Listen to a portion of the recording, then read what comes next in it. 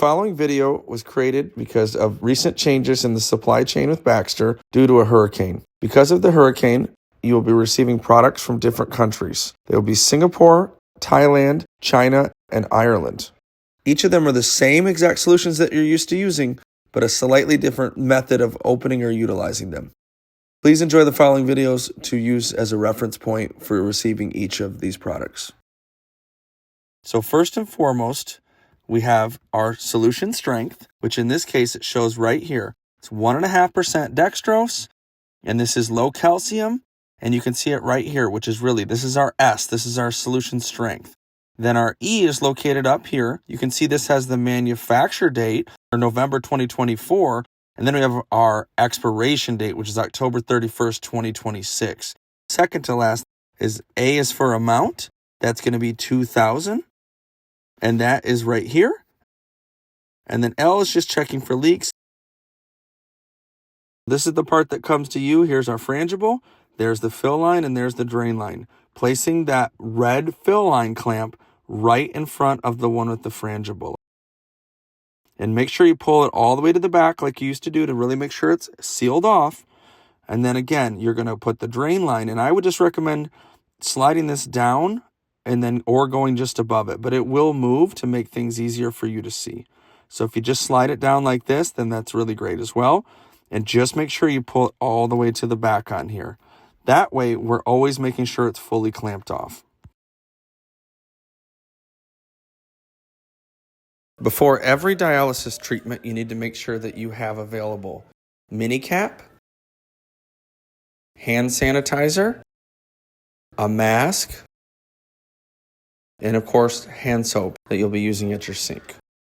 I'm not going to bore you with watching us wash our hands for 30 seconds for the full time frame, but please just remember 30 seconds of hand washing is super critical because that is the best way to protect against peritonitis. Hand washing is the single best thing that you can do to make sure that you and your loved ones stay safe when performing home peritoneal dialysis. Also, do not forget, in each instance when you're hand washing, to please make sure to turn off the faucet with the paper towel, not your hands, for risk of getting them dirty again. Now, for the connection, you'll notice that it fits perfectly in there. I always say that it should look like a quarter inside of a gumball machine. That's how it fits perfectly in there. This cone is made to perfectly hold this. So you're going to want to support behind the frangible. And really, I'm only doing it from this angle to show you.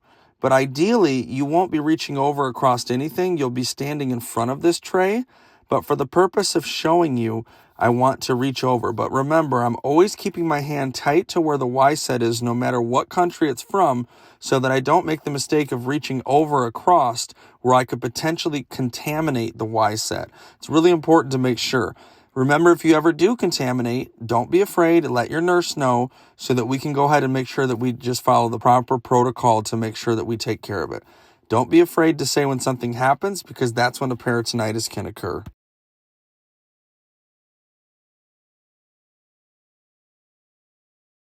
Now, when it's time to disconnect, I'm always going to clear my area. I want to make sure that I get rid of my previous ring and my old mini cap just so there's no confusion. I always want a fresh, clean mini cap. You never reuse them. After I've cleaned my area, I'm going to hand sanitize because this is going to prevent infection.